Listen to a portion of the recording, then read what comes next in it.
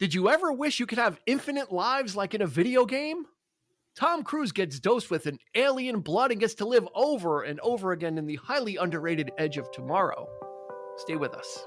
Get ready for the 3324 podcast, where lifelong friends Dean Legiro and Eric Kuber share their love of all things music and movies. Dean has directed short films and is a music trivia buff.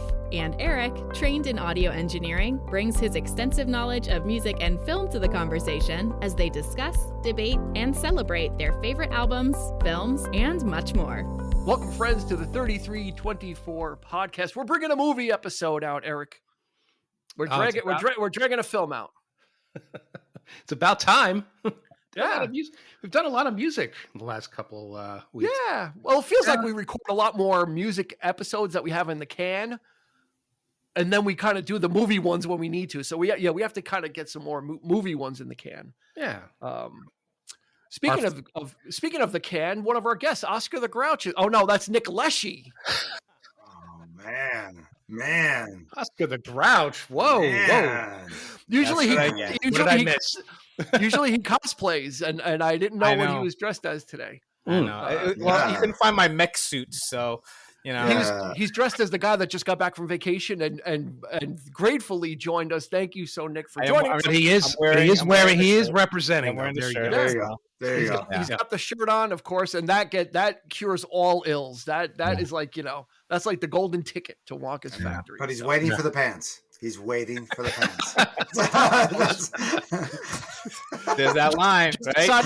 I'm deciding where to put the 33 and where to put the 24. I gotta be free, man. I gotta be free. Boy. Damn metric system. I just got to figure that out, and then we'll have the design out on the pants. Before and after. Isn't that before and after a metric?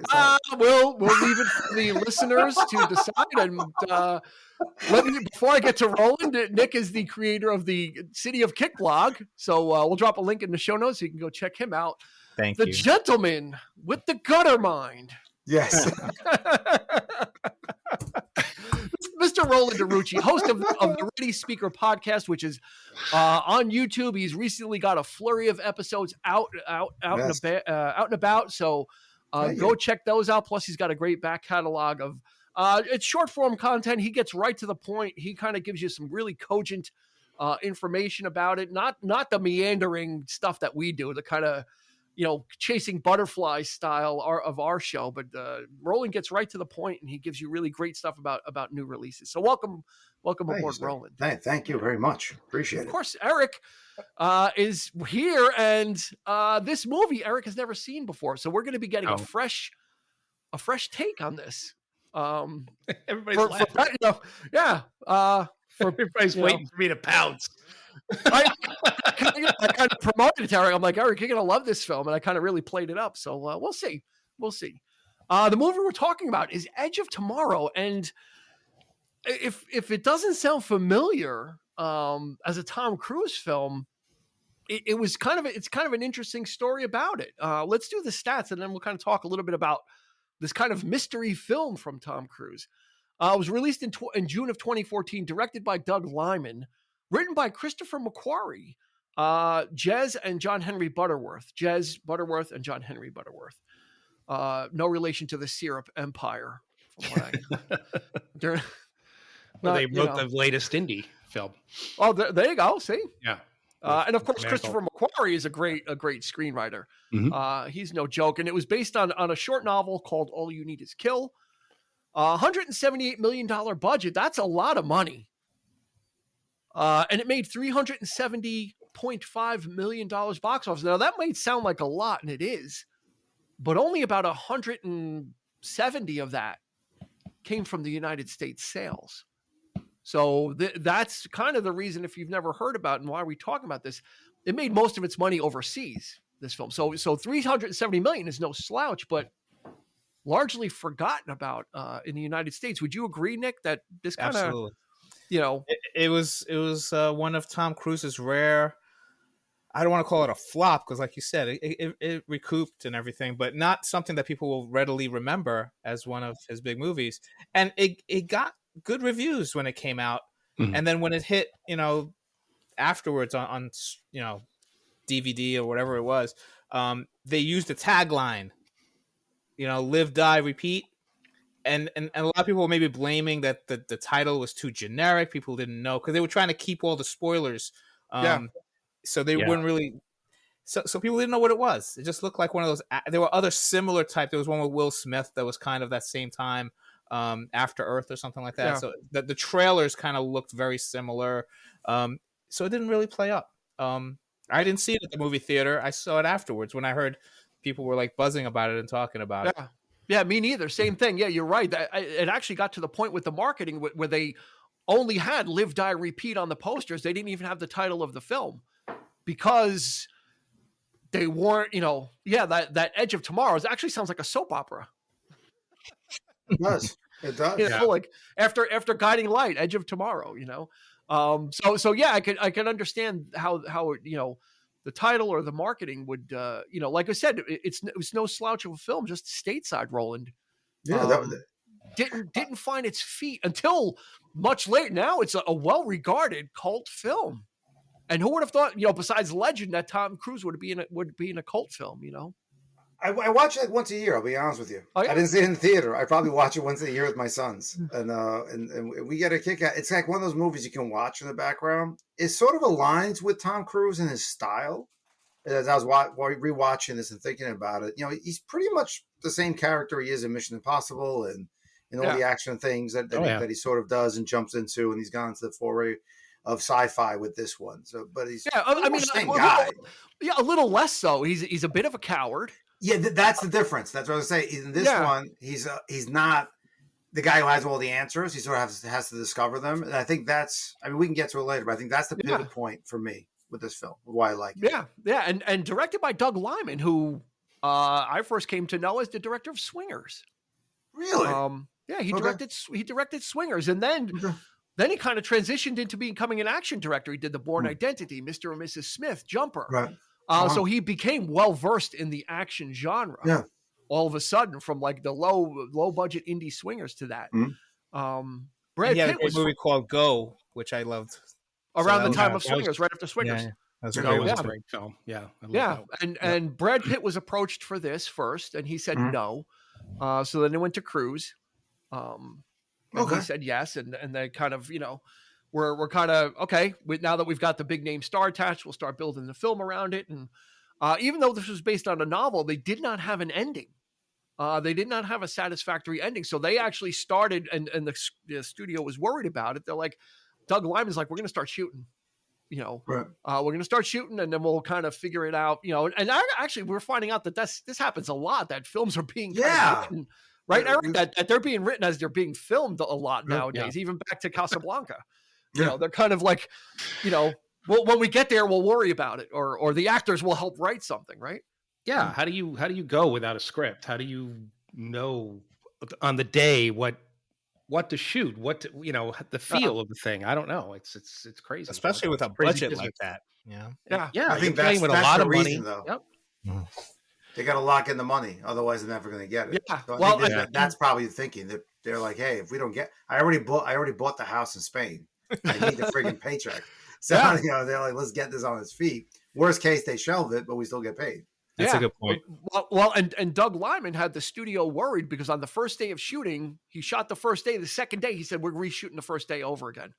So the studio was like, okay, like day one already. Set pieces that were supposed to take a week took 3 months. And a very interesting thing about this film is it pretty much takes place on the same day. So weather was a concern too, because they had to keep matching that opening scene of when, wake up, maggot. And so they had it, like, they couldn't film under blue skies because it wasn't blue skies. So there was, a whole bunch of logistical things with a movie that kind of, it's easy. It's more than a sci-fi Groundhog Day. It's easy to say, oh, this is kind of like Groundhog Day, but it's not really. I want to get to Eric. Because he had never seen it, and I really played it up to him. Yes, you did. And he's like, hey, I like Emily Blunt a lot, so I'm kind of in on it. And I think she should have been, the role should have been reversed. First off, I'm going to say that. I think she should have been the lead. I think she stole the show. Tom Cruise was Tom Cruise. I didn't see you were saying that this is a different Tom Cruise. It was for me. I don't agree at all. I think Really? it's the same run of the mill Tom Cruise. It's He started action off vehicle. different. I think the character. Yeah, kind he of plays a developed. coward, but he's done that kind of thing before. He's played the fool turned into the serious guy by the end of it. I've seen that a million times with him. The movie, to me, the whole movie felt very familiar to me. The story, it was an episode of Star Trek like that. Next Generation, cause and effect. Maybe that's what the novel. Maybe that's where the novel. I mean, from. it is a premise that's been done a lot in science fiction. Yeah, I mean, you mentioned Groundhog Day, you mentioned Star Trek. It's Aliens meets Groundhog's Day, and I think it's a solid action piece, but I didn't think it was. I think again, when we were talking about Copland. Same thing with Stallone. To me, it's the same thing. I felt that the role could have went to somebody you don't expect to be. Cast somebody that is small, that you would say, oh yeah, he's a coward. He is not an action star, and then let him put that suit on and kick ass by the end. Then I'd be convinced and say, yeah, that's a great. The only problem with that is the studio would not make the film then, right? So we're kind of as much as we would want to see that, like an Adam Driver or somebody whoever.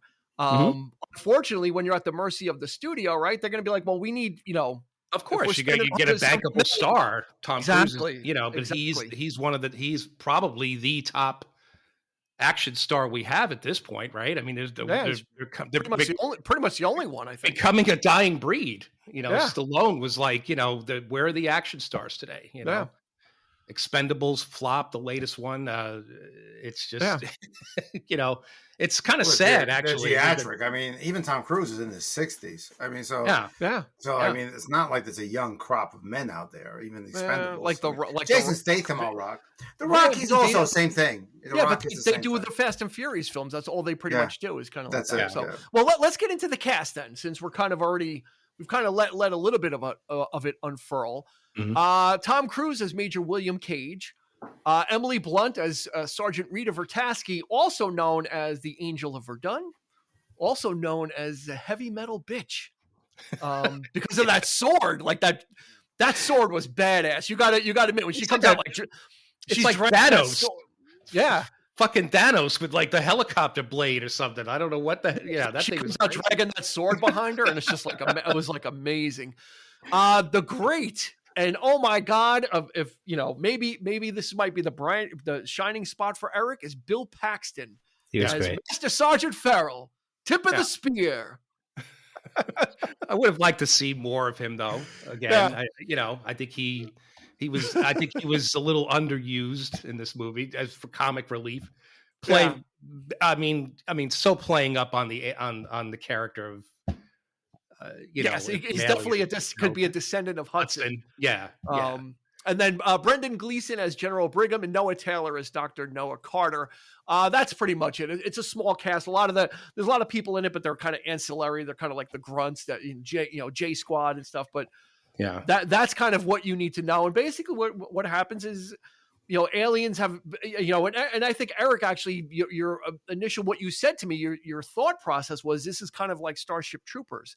Mm-hmm. And I can understand that as well. That DNA of these organically strange aliens kind of invade, they're almost basically taking over the earth. And there's going to be one massive kind of final engagement that's going to go on. And Tom Cruise's character is just like he's a media guy. He used to have an advertising company. So he's like in rank only. But the general wants to send him out on the front lines to sell the war. And he's like, thanks, but no thanks. I respectfully decline. And he's like, well, you have no choice. Yeah. So he tries to leave, and then he gets kind of done dirty, right, Nick? As becomes like they just make him into a private, and they kind of throw him. That's why I think calling him a coward, he certainly plays that up, but this is what he was doing before he got into the military. Like he's not he never went through basic training. They kind of recruited him and made him an officer because of his media skills. And that's what he was doing. He's doing all the propaganda so I don't blame him for being like, look, you're putting me in the front line. I'm going to die. So that's one of the issues I had. Like one of the questions, like, why is the general doing that when he knows, that's what's going to happen? And then when Tom Cruise's character Cage kind of threatens him and says, look, if you do this to me, I'm going to, I'll make the propaganda movie, but your head's going to be on the line. And then I could see maybe that's the motivation for doing that. Like done dirty it's a death sentence. Like he pretty much knocks him out and says, okay, this is a private, he's a deserter, put him out there front line. It's like kind of like, what's going on? I wish there was a backstory because Gleason is great and you don't get that. I think I have the answers to both of those. Okay. Number one, right? Roland, it's not uncommon for journalists to be embedded on the front lines, like in Vietnam, right? That's really where people saw the Vietnam War was the first one where people saw the war on TV. That's where it was. That's what they were doing. Now, the second part is why would he do that?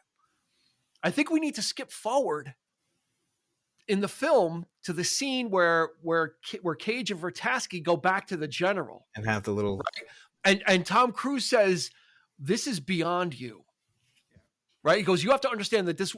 So like his warlike, his general strategic thinking might work in a regular war. He goes, and what we're dealing with because of the psychic abilities and the time travel, he goes, this is beyond you. So, Brendan Gleeson probably didn't realize that it was going to be no one realized it was going to be a total slaughter, because they didn't know the capabilities that the aliens were actually sending out false signals and they actually knew what was going to happen and could set traps. So, and that's when he comes in and he, he's got that heightened reality of this is so beyond like what you think we need to do. So I think that might kind of speak to his motivations, is that he's just thinking things, kind of on a flat plane of this is how war is. We embed somebody, you go, and yeah, it's going to be brutal, but you've got all the, the squads there with you and you'll be fine, but you got people there.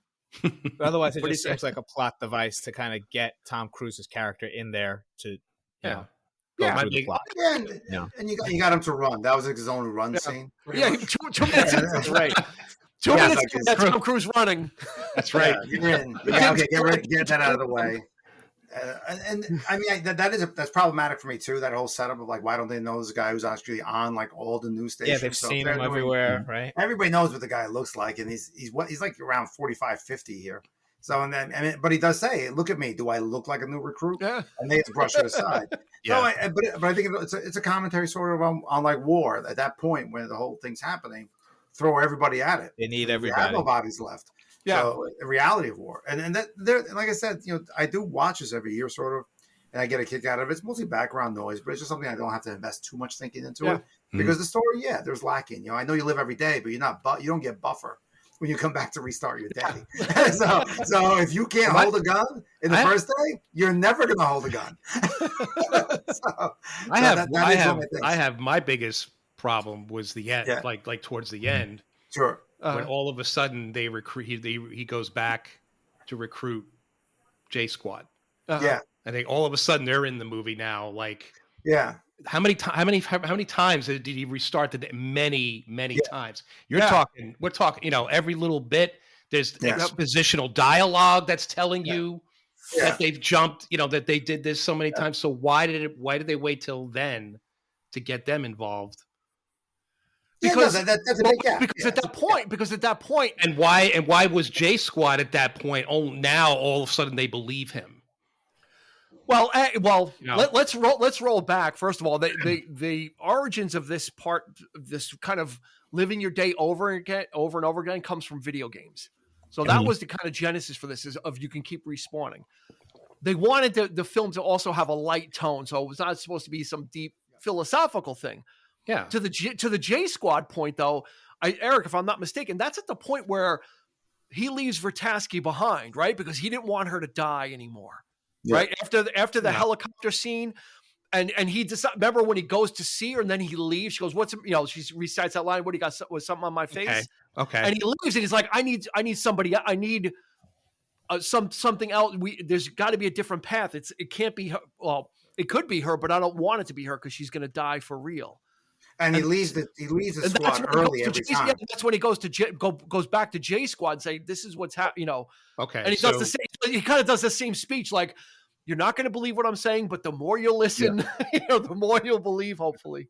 So you think the whole time they actually did believe him, right? No, I don't think he ever went to them. Like he started doing all the creepy stuff. But they were kind of talking amongst themselves before he comes into the room. Like he's standing there watching them talk about the situation, and they're talking as if they believe him. That this is whatever, and then he enters the room, and then they're like the last meeting, right? But I think what happened, at least for me in the storyline, that's why I sort of suspend disbelief with this, is that and they repeat this constantly, that he escapes the squad to go meet the Emily Blunt. So he leaves right away. Essentially, once he goes into physical, they do training, he bolts. Yeah. So he's gone essentially until he gets back on the ship. So I think that's where he's not doing as much of the explaining with them. And then when he comes back, he finally does it because now he has no alternative. And and we get those little in between scenes. That's how I rationalize it. I'm not saying it's perfect.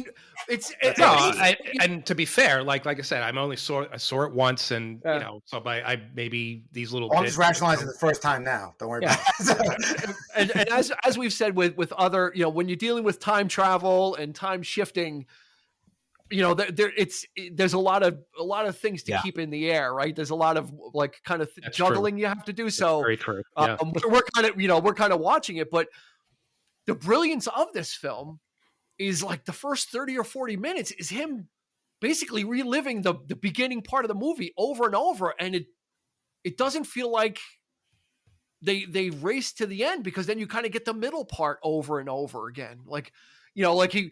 The first couple of tries when he gets killed, and then he tries to save like the big guy in his underwear, and he gets killed instead. And then he's kind of learning, like he gets to a certain point, and then we kind of leave that behind. We don't have to see that. And then when he meets Rita Vertasky, we kind of get those middle scenes over and over where she's kind of keeps killing him, and it's like, it's like, no, don't kill me. She's like, get up, maggot.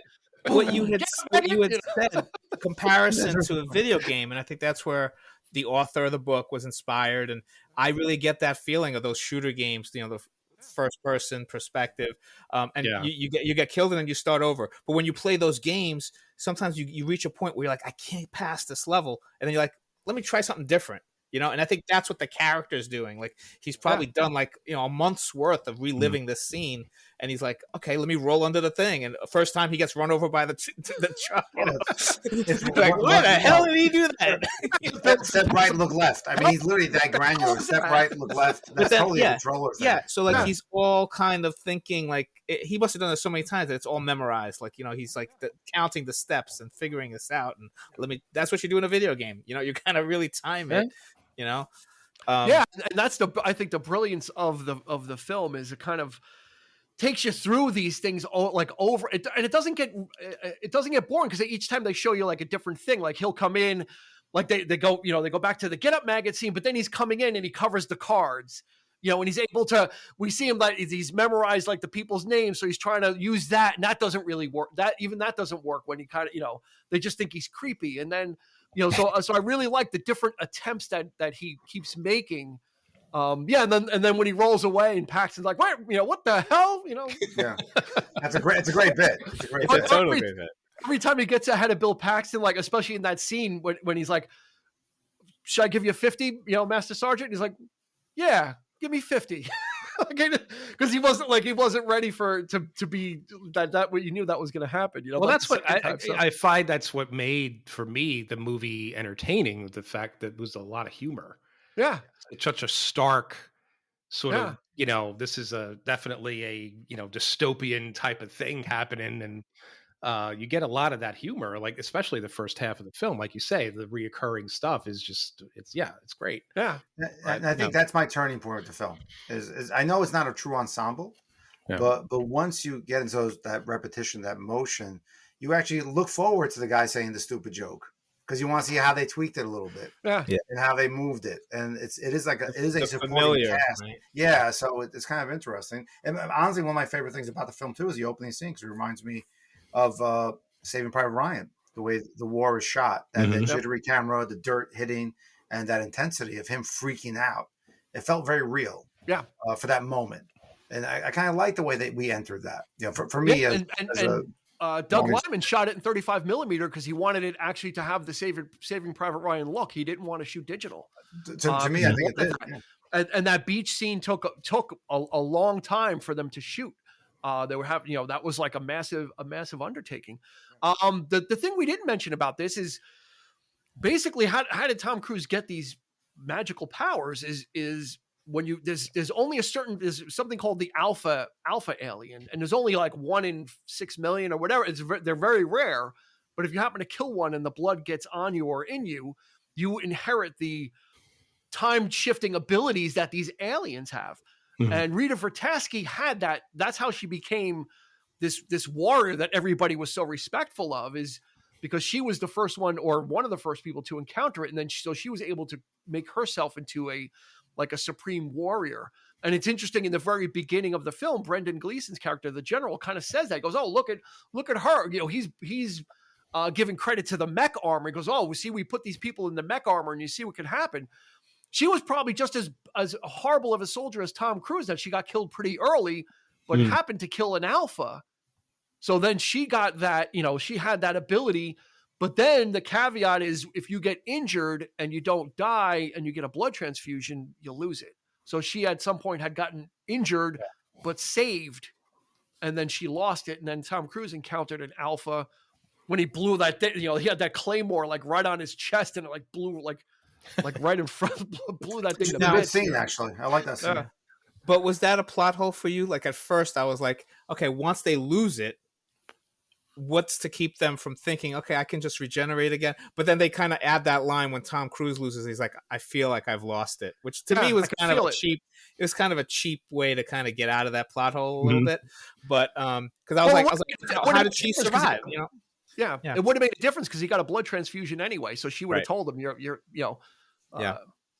out. And that's what I'm saying. Like, even with her though, like, how did she not get killed again?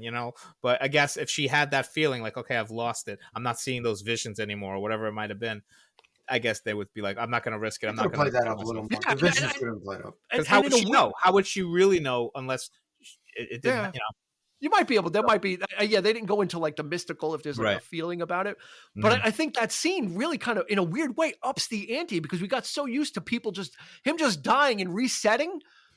And now it's like, well, nobody can die now. Now it's for real. So it's almost like you're on your last life in a video game. It's kind of like, this is it, right? Okay, we have to be very careful now. We or whatever we do, like, this game over, man. Game over.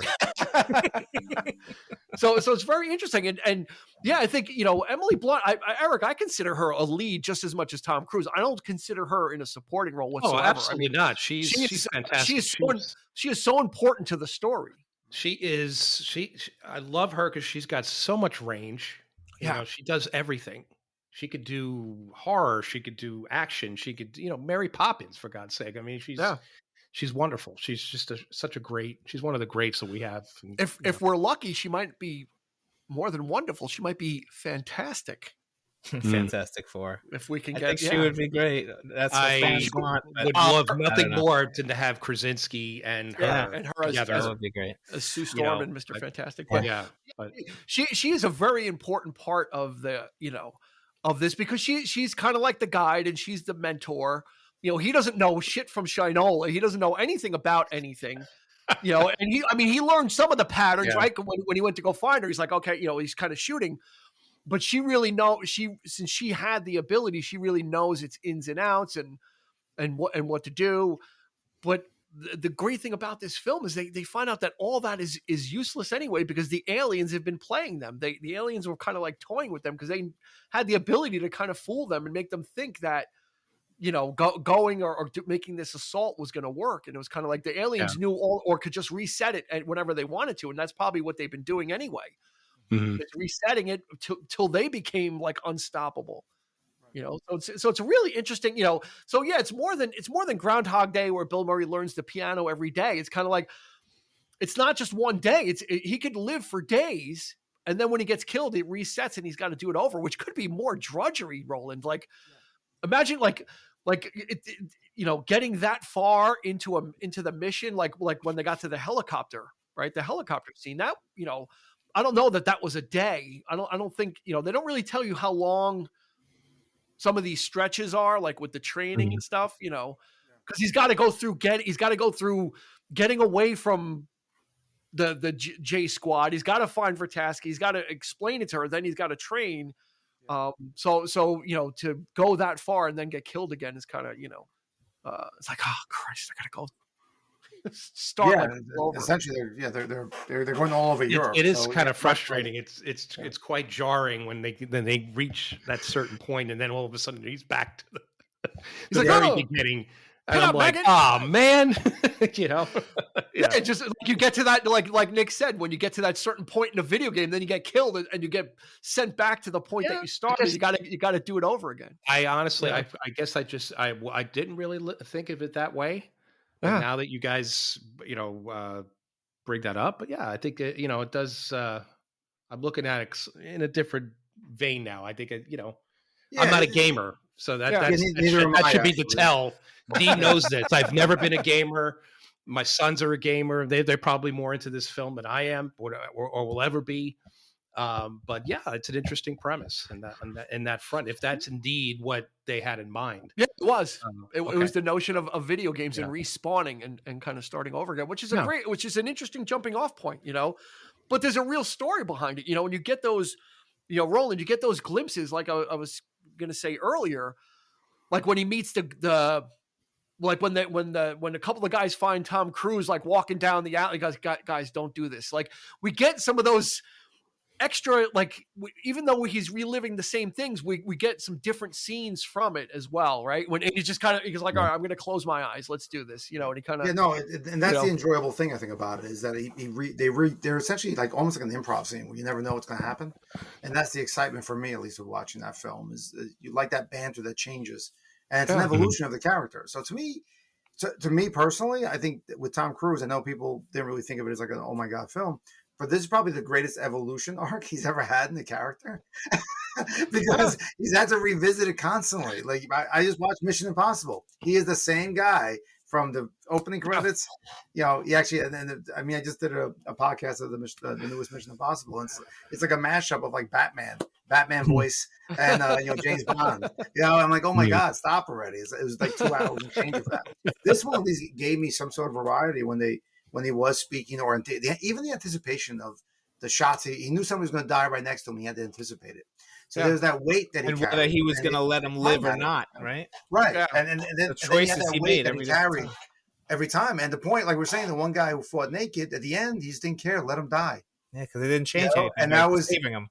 As a person, he got changed in that way. That he was a much different person. Besides the plot holes of he shouldn't have been that buff after training for one day, but that just can't happen. If you can't run, you can't run. But yeah, to me, the way he changed in this film is it showed more range than actually most of his films. Even though it's the same delivery style of when he explains, and he has that same like open hand thing, like, "Hey, just listen to me." Yeah. He does that a lot in his film. Like he tilts his head.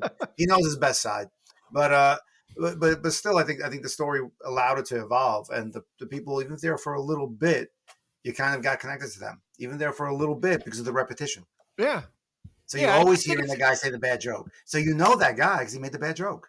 So that repetition is always there. And I think that's the trick of this movie of why it can be appealing. Yeah, it's a very interesting wrapper that this movie is in of something that's kind of, it's repetitive, but it's not. Like, the start point is always repetitive. Just about you talk about how buff he was in the suits. Those mech suits weighed 85 pounds. That they wore, that him and Emily Blunt wore. And it took about a half hour to get on, and then they got it down to like 30 seconds to get in and out of that. So those mech suits, were practical also. And you see how much of when he was in full badass mode, because then he had like the mech suit where the rockets are coming up from behind him and they're like flipping up, and he's asking for specific weapons. He says that guy, he goes, "Get me 3 more mags. Get me he goes, "Get it." The guy's looking at him like, what? And an extra battery. Yeah, that's the battery. Yeah. He's like, That was get it. key. Yeah, we needed that. Just he get gets it. killed by Emily Blunt when he first meets her, and the first death, she steals his She takes battery. He's like, yeah, "You're she stealing takes my his battery." She's like, what are you doing? Like when he's laying there, right? He's like, what are you doing or something, right? He wasn't dead yet. He was like wounded, right? Yeah. And he's like, what are you doing? And she's like, she just like it happens in war. Like they take the ammo off the people. You know, they take what they need. They take the things they have. So that really, is what I appreciated. That it was a perspective of authenticity that you rarely see, even in the sci-fi film. Even though, again, you made the correlation of Starship Troopers. I was remembering that's the end when they capture their Omega and Starship Troopers. I'm like, wait, oh no, it's a different movie. That's how similar it is. I was waiting for that scene. I was like, don't they pull him out of the ground? Oh no, different movie. Yeah, and I think that's all throwaway. You know, you could have made the ending whatever you wanted to, and for me, what I was thinking about this movie isn't about the ending. It's about the journey. Like the ending is a throwaway. You know, it's not what happens at the end is really not important to the journey and to the story of these two people about Rita Vertasky, who had the power and understood it, now has to watch someone else that has it and kind of say, find me again, but is not going to remember that. You know, and then has to be told, has to be told everything again. And I keep going back to the helicopter scene because that's the one where he makes her the coffee. And he's like, oh, you like sugar? And she's like, yeah. And he's like, oh, wait, no, it's 3 sugars. And then she's like, how did you know that? How many times were we here? Yeah. Because that's when he didn't Talking want to find about his life. He didn't find the helicopter, right? He said he couldn't find the helicopter keys. I don't know where they are. But then he said, oh, you take 3 sugars. And she's like, how many times have we been here? You know, because he said, this is where you don't continue. You know, so he grew there as he well. Tried so hard that he realized, just like that guy, that he tried to save and then had to give up. He had to give up on her too at that point, until he shifted the way he was going. But the kiss is what bothers me a little bit because at the end, she doesn't. I could have done better.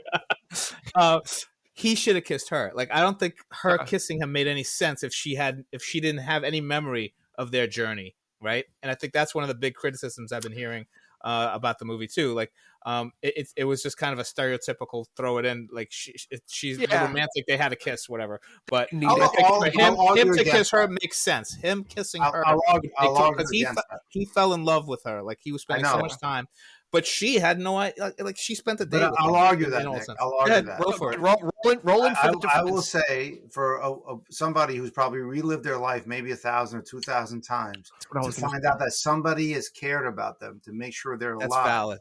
After they've said, "I know I'm going to die, and I got to keep dying to make. I only care about war." That would have put her guard. If he kissed her, that would have been rapey. I think on the other way, good her point. approaching Good him point. is that she finally found somebody who understood her. And when I rewatch it, I'm gonna have that in my mind and see. It's not so much. It's not so much a romantic kiss. I think it's more of a. Thank you. And it's all for naught anyway because she doesn't remember him at the end and he just laughs. I think that was a So I'm glad that they didn't really go there. Some kind of relationship developed. I like that too. I like that too. Yeah. But why it didn't need to. Yeah. Why did it go back to that moment? That's another loophole I have. I can't figure out. I think. Well, you mean why to go back to the point when he's on the helicopter? To the very point beginning. of arrival. Because go ahead, Roland. Everything changed with her. I think because he did the big kill. No, I think it's because he did the big kill. He was able to choose when to go back as the last effort of power. That he was able to choose where he wanted to go back to. Eric, what do you think? Everybody lived. I don't really know, but Roland made a really good point. I'll give another point of view then. I thought about it as well. I think it's because once the Omega got killed, the Omega is the ultimate underground cauliflower. I don't know, it's not really cauliflower looking, but it's plant looking thing. All the other stuff never happened. There was no need for that big offensive, right? Because all that stuff didn't need to happen because all of a sudden it's like, oh, they're all these things like left the battlefield or they're all gone. So I think it brought him back to the point he wasn't going to go back to the point where he was at the boot camp again, because that didn't need to happen anymore. Because that has been that kind of respawn point has been kind of wiped from existence, because all the the Omega's dead, so they're not even going to be mobilizing. It went back to all of a sudden, they're all dead. We don't need to have this offensive the next day, because the offensive was going to be the next day. So I think it kind of reset the game board, as it were. If you think of it as a video game, it's kind of like the offensive was never they never got to the point where the offensive was happening. So that wasn't a spawn point anymore for him. He went back to like kind of the last. I like my idea. Well, it kind of makes sense, because everybody's back. Everybody's lived. Everybody's live. Yeah. J Squad's. They're all back. Yeah. Even Bill Paxton. Yeah. But yeah, I mean, it's interesting that it's slightly playing like the first day, but not. But he's strolling through the camp as a major. Everything. But I think I thought it was just a nice touch. That she's exactly in the same spot, and that it comes up to her, and the fact that she doesn't remember, like, who are you? Like, and he just, it was a really, But she, at that point, like, a lot of people are like, does she remember too? Because she's gone through her part of it. I'm going to say yes. She obviously knows that he's a major now. It's not like she's looking at some private, like, what are you?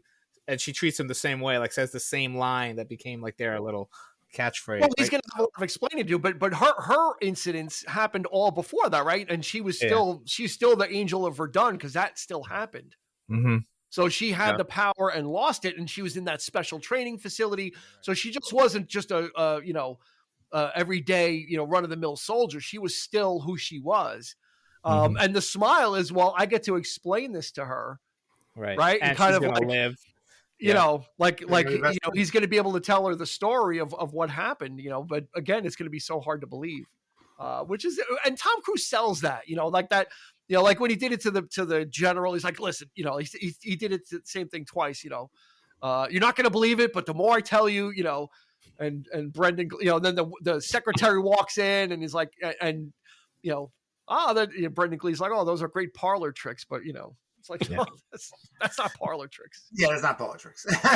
But that's actually one of my biggest holes of the unbelief when you present something in the world of space aliens that are like spin bots or whatever they are, and you're like, really cool. I don't believe in other things. Okay, listen, the fact that you have like a spin bot freaking alien jumping out of the ground and killing and screaming. Yeah, they're kind of inky and they're tentacly. Yeah, I would believe a lot of shit at that point. You've told me, listen, it's vampires too. Yes, they fucking are. Yes.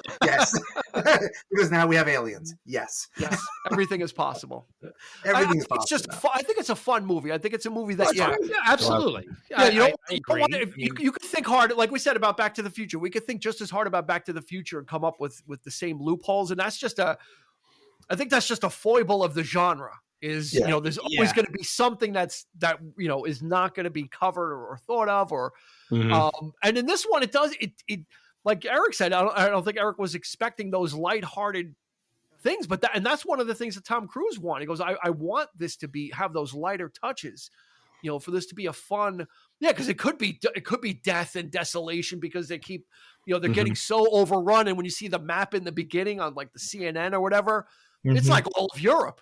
It's like from France to Russia. It's like overrun. So it could have been like this downer existential thing, and instead it was kind of lighthearted and just you went along for the ride and you kind of let it take you, and that was the most fun about it, is reliving the days over and over and the different ways he got killed.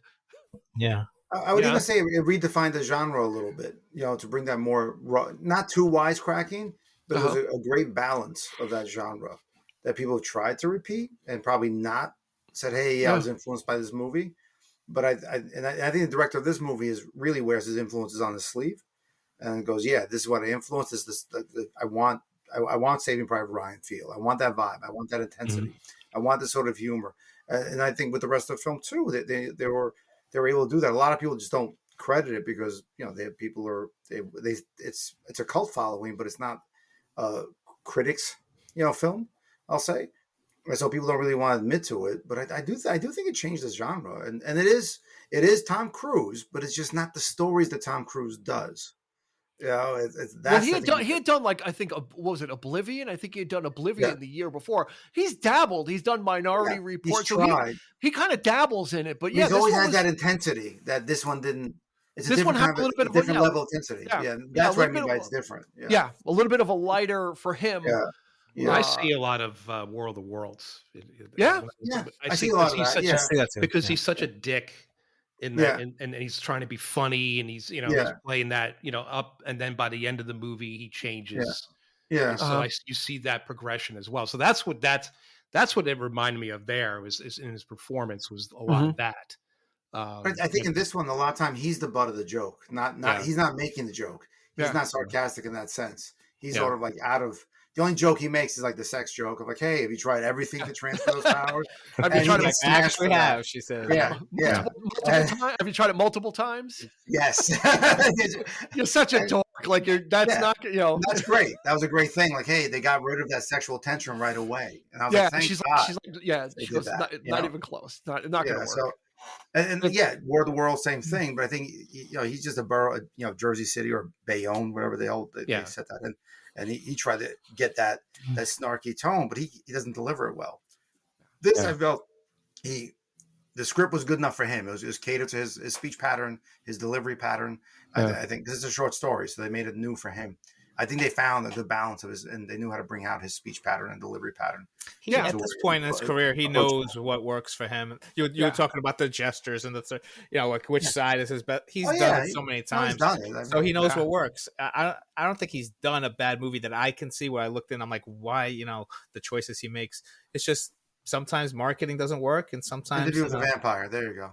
Even that, in hindsight, that was fun. That was a good movie too. In hindsight, So, I think it's good. I think it still holds up. The other interesting thing about this movie is that he shares a lot of screen time with Emily Blunt. So it is, I look at it as kind of like two leads. I don't look at her in a supporting role because a lot of the story hinges on her knowledge and she's kind of like became like the mentor to him.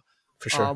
Which you don't see. Again, you don't really see that in Tom Cruise movies. Usually he's got all the knowledge, or he's got all the abilities, or he kind of is the everyman that rises. But in this one, he's kind of, you saw how many times he got killed. He got his neck broken. He got his back broken. My leg is broken, so he was a hot mess until, we don't know how many respawns he had to have to get to where he was. But obviously it was a lot because, memorizing all the people's names, memorizing everything that everybody said. Down to the inch or the millisecond or whatever he had to do, And then when they leave the general's office and Vertesky's like, so what do we do? He goes, I don't know. We've never got this far. Yeah. Right. That's a video game line too. That's a video game it reads well. It really reads well the way they go through that. And that's discovery reads well. They walk out and they get killed by they like all the army people are waiting for them. Then in the next scene, they're driving out of the garage instead. They're kind of making a getaway. So I think it's very interesting. It's interesting. Those are holes for me. If he gave it to him, why let him shoot him outside? He would just do it inside. And those are some of the holes. But you got to sort of this is the kind of movie. I'm willing to push those holes away because I think it's. If you watch it enough times, you might find ways to explain them, like you all did with all the holes we came up with. I think it's that kind of a good movie where there's enough thought you could suspend disbelief, but also maybe find logical. Maybe they put all these things in there for us to kind of find. Could be. And if this was a real video game, Emily Blunt's character is so good that they would have made like a prequel game where you play her. She would be the player character, showing her adventures. That's a great idea. Now that you mentioned that, in 2016 they had started tossing around the idea of a sequel already. Like there was that kind of interest in this idea for the film. So Emily Blunt's like absolutely, Tom Cruise like absolutely. They were kind of working on it. They couldn't get the studios to kind of, I guess, affix a budget to it. They're still interested, but what happened now is it looks like there might be an HBO Max series, not with these people, but about this. But what I think Doug Liman was saying, the director, he's like, the sequel would actually be kind of a prequel sequel. So it might have focused on Vertasky and what she was doing. Yeah. You know, and they're still, as of like, you know, last year or the year before, both leads were very interested, but they're, you know, Emily Blunt's like, with my schedule and Tom Cruise's schedule, I don't know how we're going to be able to kind of make it mesh, but the desire is there. I don't know. I would love to see a sequel. I just don't think people, you know, I don't know if it's in the cards for a movie that most people seem to have missed at the time, even though it's pretty popular. It's pretty popular on streaming, but you know, I don't know that people would go out for it again. Maybe if they made it like a direct to video or something. I don't know. What do you think? Maybe another 10 years. Yeah. So, and Tom Cruise is still running. Yeah, he's still running. He's still running. That guy. That guy's never gonna stop. I could see it as a series. You know, like Last of Us had that video game vibe, right? Because it was based on video game. An 8 episode or a 4 episode. Or like even Band of Brothers, where it's like the whole, you get the whole, all the war stuff. You get all, you know, they kind of expand that. But no, I like the cast the way it is. I like, you know, everybody. I love Bill Paxton. Oh my God. When you watch him in roles like this, you miss him. It's like, oh my God. Yeah. So good. Know, he's just so, you know, you're from the United States. I'm not. I'm from Kentucky. Yeah. It's great. His mannerisms, the physicality is really, really good. And that's what you appreciate about, I think, the whole film is everybody got their physicality done right. And just enough. It wasn't like where everybody was, you know, overbearing it was just enough. And even the guy who fights naked, they got rid of him after like 3 shots. They killed him and that's it. He just keeps dying. So you don't see that again. Moments, right? And but I like that. I was like, okay, I got to laugh, and then I got to chuckle, and then like, okay, I'm enough. Let me move on to the next family, next people. You know, and then I'm okay with that. So I think that's I think the pacing and the directing, the editing is really like spot on with this. The sound design is spot on. There's a lot of elements that you sort of don't think about, but that's a testament to the quality of work to put into this kind of film. Yeah, and like I said, I think the creature effects were really great. It was something unique, something different. Not the Martian looking guys, and you know, kind of formless and shapeless, but kind of, you know, all over the place. And it dictated the energy of how the fight scenes, the battle scenes were. Yeah, so, and then they had those mouths like, whoa, and it's kind of like waves coming out of them and stuff like that. It's pretty, you know, I thought it was something different. It was kind of neat, you know. And it was kind of cool at the end when he made it to the lair, and you know the one came in, then kind of backed off, and then the alpha came, and they were kind of toying with him, and they wouldn't let him kind of kill himself. That was Aliens right there. Yeah. That was Ripley with the Queen. Yeah, sure. And that whole scene to me was same type of energy. It's like in a. It looks like an industrial place, right? And it's kind of like on the catwalks type thing, and he's trying to get you know, kill himself as a last resort, but he couldn't. I can see it. Like I said, I don't think they're shying away of the influence. I don't think they're shying away from, we were influenced. I think it's there. I think I leaned into it a little bit, but then, you know, if you're honest about it, I think that's what makes it a better film. Yep. You know, rather than try and say, no, I thought of this. No, we know where it came from. Before we get to favorite scenes, I do have one thing to say. What's that? Battle is the great redeemer. It is the fiery crucible in which true heroes are forged. The one place where all men truly share the same rank, regardless of what kind of parasitic scum they were going in. There you go. Get that on a shirt. I'd wear it. Master Sergeant Farrell. Yes. Have to do that in honor of the great Bill Paxton. Again, great. He's definitely a descendant of Hudson. Maybe even Hudson in a different life. But he's just. I watch it and I just, because you saw, like, you could see how much fun Bill Paxton was having with that character, you know, because, you know, he had an answer for everything. Come on with me, we'll get you sorted out. And it's like, and then they bring him to the barrier. He's like, you're not taking me to a phone, are you? Yeah. No, I am not. It said here you would ask for a phone. It said here you would do or say anything to get out of this, you know. So it was, it's too bad he didn't get to come along with the J Squad, but he wouldn't have believed it. He was too hard to sell. I think it was easier to sell the grunts on this whole thing because they seem to be, you know, astounded by his psychic abilities to understand everything. Bill Paxton's character is a little bit of a harder sell. And that guy never came. You know, the maggot guy. That's all. That was his only role. It's like, you know, Get up, maggot! Like That's great. he had one line. He had one line, and he did it like 20 times. And is that the guy? That was his whole thing in this, in the film, which is kind of interesting, right? No, that's his own bit. Yeah, just he had as it went, he had fewer and fewer. That's all he had was get up, maggot by the end. Get up, maggot. It doesn't matter. Yeah, which I thought was great. Yeah, great. That's what they're saying. Like they pulled people back, and they're like, okay, great. That was it. Absolutely. Yeah, this is if you've never seen it, and it is easy to miss. Obviously, it's kind of especially with all the Mission Impossibles and the Top Gun Maverick that Tom Cruise did around this time, like that Oblivion, that wasn't a big film either. That was kind of like a sci-fi. Maybe those two films kind of steered him away from this, because that was right before that, and that was kind of a weird solitary movie, right? Where it's kind of like alone. That didn't work for me with him. Did you see Oblivion, Eric? I saw it. I didn't like it that much. I don't think so. No, I saw parts of it, and it was kind of like alone on a planet, and kind of they're like sentinels technology thing, and he was dealing, it was just too much Tom Cruise. I don't know if I can take that much. Maybe that was the one that was too similar to After Earth or something. It was like they just seemed so interchangeable with their marketing. I don't know. They all and then Matt Damon made one around the same time too. That he had the mech suit too. Yeah, well, he had like implants or something like that. So there was a lot of that kind of stuff. Yeah, Elysium. Yeah, Elysium. Yeah. Yep. Yeah, so there was a lot of that stuff kind of around the same time, kind of going around.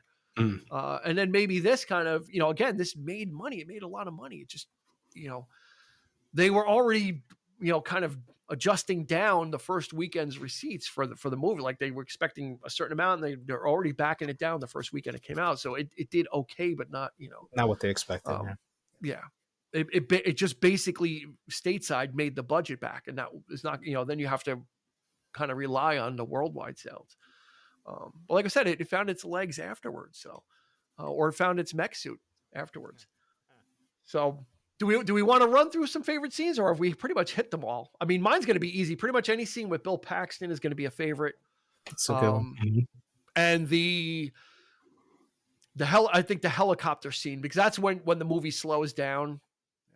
It actually takes a breather.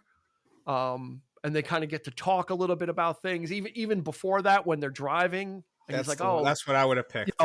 Yeah, because that's where like you kind of see how he's been through this almost like a lifetime, because he knows everything about her, and she's like surprised. She's like, about my brother, about what or Hendrik. He says Hendrik, so don't ever say that name again. But my guilty pleasure is the naked guy in the mech suit. When they're like, to him, because it's so funny. The dialogue is like Jesus Christ, Kimmel, what are you doing? And he's like, I gotta be free, man. I just love that line. And then seeing him, like he does try to save him. Cage tries to save him, and then realizes it doesn't do anything. So why waste time? He's like, I gotta stay on the path to get to the next step. So it's like, let him die. Which is awful, but it's part of it. Yeah. Roland? Definitely. I would say probably the car scene when they drive, because that's when there's more behind them. Like until then, it's very obvious what's going on. Yeah. But that's when you really understand. And later with the helicopter scene, that he's even done that car scene before, and he's just letting it go. Because he's trying to get to like a peaceful day, and he's trying to get as many peaceful days with her that he can in this crazy situation. And he's enjoying the little forgotten things. He's enjoying the little nuances of what he's reliving every day. And I think that sort of like turns it for me. Because he's kind of like, why don't we just stay here overnight, and then tomorrow we'll figure it out. And I forgot to hitch. I forgot to unhitch the trailer. He's like, it's okay. Any of that. I remember watching that going, why didn't he freak out? He would have freaked out. But he didn't. I'm like, there's something more going on now. And the pace of that whole scene changes, right? Because the movie's been like, stop, fast. So it's very, and they really slow it down for that scene, and it's like, so that's like a breather, sort of, rapid fire. It just makes it a different kind of enjoyment, for that. I don't know if it's a favorite scene, but it's a different kind of enjoyment. That's what changes the story for me. Eric? Yeah. Anything? I don't know. I think I'd probably have to. I haven't seen it, only the one time, but I'm trying to think. I guess that whole, I would have to agree. I mean, I even like the fact that losing their equipment along the way. They're walking that terrain. You see the broad England countryside, and they're traversing that, and then like she loses her suit, he loses his because it runs out of power, and and it's like they come across the farm, and I think the scene that really got me too was when he went back to the farm and you see the farm burning, and it's you start to wonder, did he light the farm on fire? Did he do that? Or I wasn't sure about exactly what was going on in that moment, because when he went back, because she wasn't with him at that time, so it was like, so like it was that like he's like burning the farm down because that's the finality of that or something. I don't know. I think I might have left the room. I at that point, I came back in. I got emotional too. Don't be shy. I got emotional too at that point. Yeah, so it was kind of like he knew that this might be the last time, and so there was that final, so that I was like, I kind of got that gist, and it was like, yeah, that could be.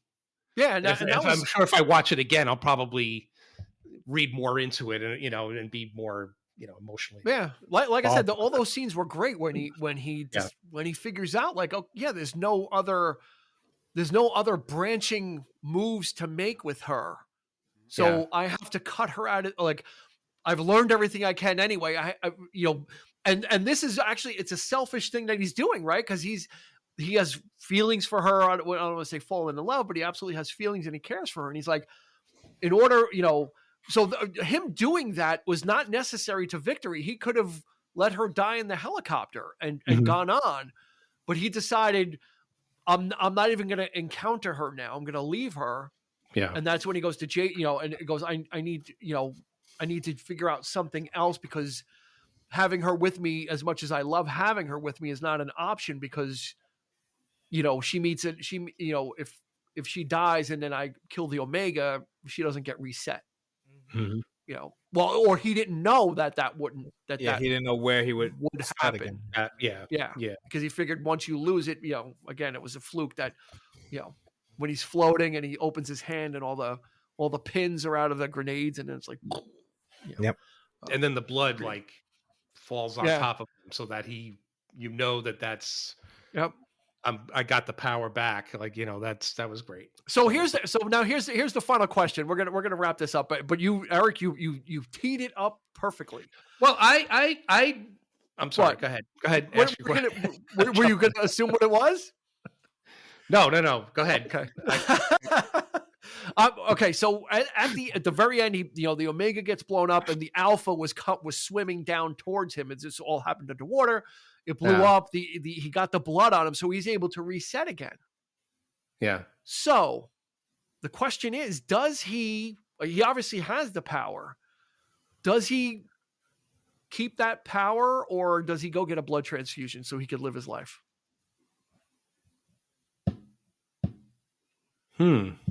Anybody answer? Anybody? Silence. He has that ability now, but he doesn't need it. Or do you keep it for a rainy day? If something happens to you, you can. But what if he goes? Where's it different? Let me put it this way. Here's the conundrum. I'm going to blow Roland's mind with this. Yeah, sure. Let's say we've got the power. I have the power, right? I got the power today. And let's say I live another 30 years before I die. Do I just now have to live 30 years over again? Do I go back to, right? I think you would, yeah. You come back to that start point. Yeah. But I think that's why, I think he does have the power. Because he obviously resets, Yeah. But so the premise of the movie is that in war, you die quickly. So it was an easy thing for him to keep dying and coming back and not have to make up a lot of time. But now that he's got it, has to have surgery in 30 years, you wouldn't come back unless he needed blood. Yeah, which is every surgery. Yeah. The difference is that this wasn't. Well, then there wouldn't be a sequel, blood, then, right? Well, unless it was a prequel. Yeah. Okay. Yeah, so this is the Omega's blood. So obviously it does have that time shifting power, because that's what the Omega does. But everything else was the Alpha blood, right? I thought it was the Alpha blood, because the Alpha was coming down and got killed. Yeah. Also, the Alpha was swimming. The Alpha was then swimming without the trying Omega, to catch him. yeah. So that's why it's like I think there's enough variables where you don't know, and that's where like the twist is. Like, yeah, is he gonna like relive this again? Is it? I don't know, and that's why I think going back to that point is very interesting. It's like if they did do a sequel, would they do it from that point? Because they have to do the battle again, even though, and then would there be something different that would make it be like, okay, well, the Omega is not really gone, or something. Who knows? Well, he could have gained a more, maybe much more than just that ability. I think too. that's where I think it sets it control up. of time. If we're dealing with the story. Omega, maybe he has knowledge that Well, maybe it's a better insight as to maybe where they come from or whatever. Perhaps he's tapped into something more than just jumping. So who knows? Whatever they do, I hope if they make a sequel, they don't film two of them back to back, and I hope one of them doesn't go back to the Old West for the alien invasion. That's all I have to. That's all I have to say about the sequel plans, if they have any, is that they don't do any of those things. None of that, please. And then no dating mother. You can't go back farther enough to date his mom. You can't have that. No dating, no trying to date her mothers. None of that, please. It's definitely worth revisiting. I think, but I'm still. I like watching it. I'm It still does on have the. its plot holes. I still. I still have the Tom Cruise thing, but I think, you guys made some really great points about, the nuances of his performance. So I'll check it out again. And, I think as our other good friend of the show and guest, Andrew Cremeen, says, it's a grower, not a shower. I think it's one that when you watch it, like when it's on, it's a remote drop for me. When it's on, I'm just going to pick it up wherever it is. Cause it's that kind of fun movie that you don't have to ramp up to. Like you can kind of get it 20 minutes in if you've already seen it and you're kind of like, okay, we're in it and it's moving. And that's the I think Nick said it, or Roland, like the breakneck pace of the film kind of keeps you moving. Like it doesn't give you a lot of time. It keeps you kind of off kill. It doesn't give you a lot of time to stop and think about it. It's just kind of days keep resetting and we keep seeing him learn. And it's such a great film. It's definitely a great premise, a great story. I just, as of right now, I just wish, we could have seen maybe somebody else in the role. But I think see that. Like I said, I think I can learn to, I'm not so anti Tom Cruise, mind you. I'm just, to me, he's just a very sort of that kind of actor where it's like he's just I think. we know it's like a safe choice for a type of movie of this kind of magnitude and action and. Oh yeah, Tom Cruise. That's like I think David Spade was making Tommy Boy at the time, so he wasn't available for. He would have nailed it. He would have nailed it. I don't know who. I really don't have anybody in mind per se, but it's just. Who? Daniel Day-Lewis, I think would have been an amazing job. He would want to be one of the aliens. He would want to go method. He would live like an alien for like 5 months. Learn how to time travel. Comes up to Tom Cruise, says, "I drink your milkshake." That's it. He would have came back a cobbler from another time, and he would have done it. Oh boy. All right. Well, we hope you're gonna. I think that's gonna do it for this episode. We hope you check out Edge of Tomorrow. It's currently streaming on HBO Max or Max, whatever they keep changing it. It'll be called something else in a couple of months anyway. But whatever the HBO streaming service is, it's on there now. And of course, it's available for rent everywhere. So, it's a fun one. Definitely check it out. It's a fun watch. It's probably rated R, but it's pretty fit. There's no really bad words in it or anything. It's not terribly horrible. Might not even be rated R. I'm not even sure. I'm gonna look. No, yeah, could be a solid. Yeah, now I gotta look. Yeah, live, die, repeat. Yeah, it's actually all over the place. All you need is kill.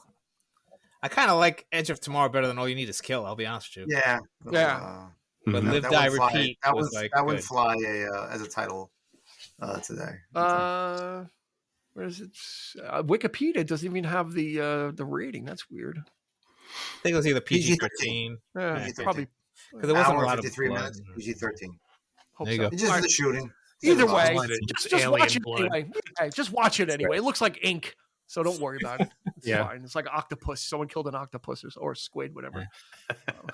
It's fun. It's a lot of fun. So, Roland Uruci, thank you so much for joining us. As always. Don't forget to check out the Ready Speaker podcast on YouTube. We'll drop a link to that in the show notes.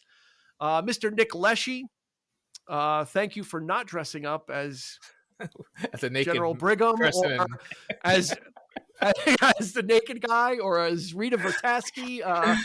I'm glad you didn't bring out a giant sword and start swinging it at the camera. But Nick has the City of Kick blog, and we'll put a link to the show notes there as well. Always happy to be here. Thank you so much. Yeah. Well, it's a fun, and I kind of over promoted this to Eric, so I'm going to apologize to Eric a little bit.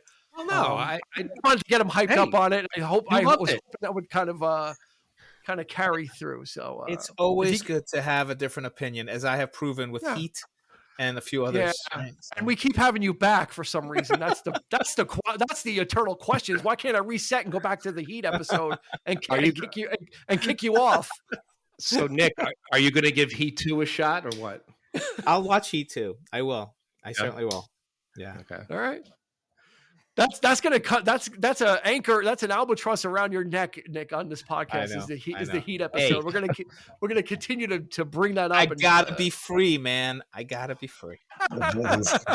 Give me all you got. Anyway, for Roland, for Nick, and for Eric, this has been Dean asking you to please be kind. Go ahead and rewind.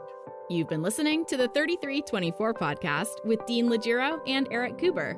You can find us on your favorite podcast provider, so please like, subscribe, and rate to become a part of the 3324 family. Your feedback is important, so make sure to follow us on Instagram and Facebook at 3324 podcast and on Twitter at 3324p to join the conversation.